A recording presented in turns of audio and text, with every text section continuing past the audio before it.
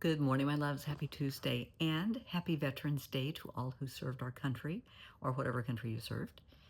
Um, this is a big day. This is what we're talking about today. I sent a note to this. I get kind of emotional on this topic, so you've been warned. I sent a note to a friend today, and that served, and he also served in the federal government. And I sent him a note today and thanked him for his service. And like I told him, I said, Chris, this is a total understatement. Thank you doesn't cut it because they sacrificed life, limb, their relationship, their mental health for each and every one of us and for future generations. And I want us to think about that for a minute. I want us to roll the clock back to our founding fathers of the U.S. And they knew damn good and well what they were up against and what they were getting into. Yes, Finn is on lake patrol this morning.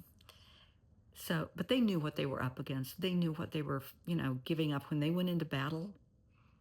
I mean, they were kind of a ragtag army at times, but they knew, their families knew, their wives knew, their kids knew that when they left, they may not come home, but they had to do it. They had to do it to protect their rights, their freedoms that they're fighting so hard for, so that each and every one of us here in America can vote. We can practice whatever religion we so choose. We can marry whoever we want. You can own land, get an education, have a beautiful life. We owe that to these ragtag armies that made it happen. They defeated slavery, which was huge. People should never be bought and sold. People are not commodities. Thank you is kind of an understatement. They fought for us so we would not have to be ruled by kings, so that we each have a voice. Our voice matters. That we could elect our officials who we want to govern us for a period of time, and then we put in new people, fresh minds, fresh energy, fresh ideas. We owe them, our founding fathers, big thanks, because they did it for each of us, for future generations. Some made it home, some didn't, but they knew what they were getting into. When they picked up their guns and they left, they knew they may not be coming home. Now let's roll the clock forward. Today, people enlist, they go, they know what they're getting into for the most part. I think some of the youth may have it a bit romanticized thanks to the movies. And once they're there, it's not the movies, it's real life. Over 70% of my clientele are veterans. And it's heartbreaking, the stories I hear. It's so sad. Because they leave as one person and they do their tour of duties. They may do 2 or 3. And when they come home, they're not the same person. They're changed. I want you in your personal life right now today to imagine that you witness a horrific crime. You witness a murder on the street, in the grocery store, going to the post office, just whatever. You see somebody shot and killed. Good, there's a good chance you're going to have nightmares about that. You're going to remember that forever. Maybe you saw something horrific happen to a child. People that have witnessed the school shootings, the synagogues that are shot, the churches, people walk into churches and just open fire. Those people, they're never going to forget that. That will haunt you the rest of your days. And that's just one day that happened. Imagine seeing that every day.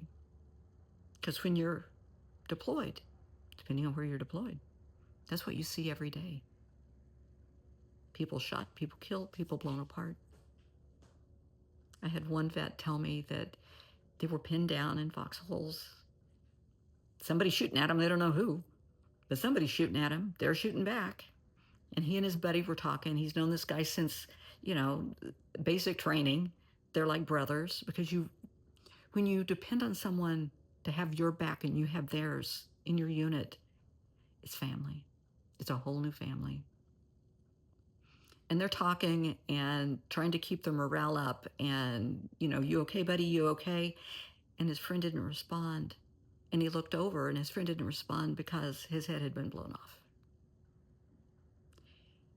Yeah, that's a big thing. But he had to keep going. And it changed him. Understandable. But imagine witnessing things like this on a daily basis. I had another vet tell me of atrocities he saw in Vietnam against elderly people, horrible things against elderly and children that would just, it's along the lines of the Hamas Gaza situation, that it was just horrific things that happened to people. Once you see it, you close your eyes at night, you're still going to see it. You're still going to smell those smells. You're going to hear those sounds. Things are going to trigger you. When they're there, when they're deployed, many will use drugs, alcohol to cope. They don't exactly have a lot of therapists on the front lines. They do the best they can. They may be wounded. They may have, been seriously wounded, patched up, and sent back. Then again, they may have lost an arm, a leg, an eye. They'd be horribly, horribly disfigured. And then they come home. People expect them to just step back into their life like it never happened. Honey, it's not the same person that left. And they try. They try so hard to step back into their life. And they're just out of sync. They can't do it. They feel like failures. Honey, you're not a failure. You're not. No. You're just out of sync. That's it. You're just out of step. It's okay. Marriages fail. Families fall apart. People get angry at them. I don't know why you can't be like this.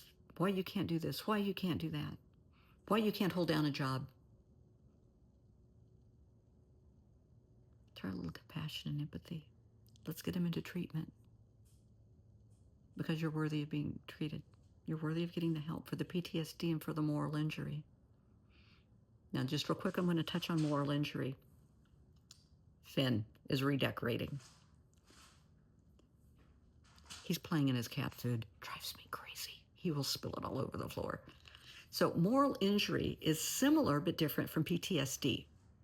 Moral injury happens in strictly a work environment. And it's when you witness or are involved in something that goes against your personal moral code and ethics and beliefs. So maybe you grew up hunting. You go deer hunting with the family or your friends or duck hunting or whatever it is you did. And that's fine. You didn't have an issue with that. But there's no way you're going to open fire on somebody. There's no way you're going to rape and murder people. There's no way you're going to support somebody that does that. You're going to burn somebody's home, witness somebody burning somebody's home, blowing up somebody's home or their village. But that's what you witness day in and day out. And you have trouble wrapping your mind around that because that's not you. And it's hard for you to watch that. It's tearing you apart inside. And then you come home and people expect you just to forget all of that happened. Honey, it doesn't happen like that. It's there. It's now part of you. It may sit in the darkest back corner of your mind, but it's there. And they don't understand. So many veterans don't want to talk about it. They don't want to share with family and friends what happened. Because, A, they don't want to relive it. They don't want the person they're talking to freak out hearing all of this stuff. Because it's bad, nasty stuff. So they shut down. They just shut down. Because it's like, I've been told so many times, nobody's going to understand. I don't know why I'm talking to you. Nobody's going to understand. You're not going to get it. So I hand them the article that I wrote on PTSD and moral injury. They wipe away the tears and they look at me and they say, yeah, you get it. I get it. Never ask a veteran, did you kill somebody? Don't do that. Don't open that wound. Don't ask them, what's the worst thing you saw? What's the worst thing that you did? Don't do that. Be respectful. Be respectful. You have no idea the wounds they brought back with them, because those wounds are far greater than a missing arm or a leg. Those wounds go beyond core wounds. That's why it's so important for veterans to get the help they need. The VA, well, I have my own opinions on the VA. They kind of make a half-assed attempt to help people. Getting help at the VA for these veterans is next to impossible. Sometimes you may have to wait months to be seen. Honey, they need help today. Not that they won't need help in 6 months, but they need help today. Let's get them the help today. For a while, I was on the board of directors of the Veterans Ranch, which is a cause very near and dear to my heart. They use equine therapy to help veterans. Miracle workers. They're based in Texas now. And, you know, J.R. Smith, his dad, Mike Smith, they're just the best. And, I mean, I'm still close with everybody on the board, and they'll move mountains to get you the help that you need. But there's places like this in every state. Help is available. If you know of a veteran that needs help, please point them in the right direction. If nothing else, dial 988, which is the mental health crisis line. They'll listen. They care. They're not going to blow you off. They'll point you in the right direction to get the help that you need, because you're worthy. And like I told my friend today, honey, thank you for your service. For serving our country is kind of an understatement. For all that they've sacrificed for each and every one of us and our families, for future generations. They sacrifice life, limb, their mental health, their marriages, their families that fall apart when they get back, their relationships. Let's help them keep their life, put their lives back together and keep them together. Okay, let's get them off the drugs, get them off the alcohol.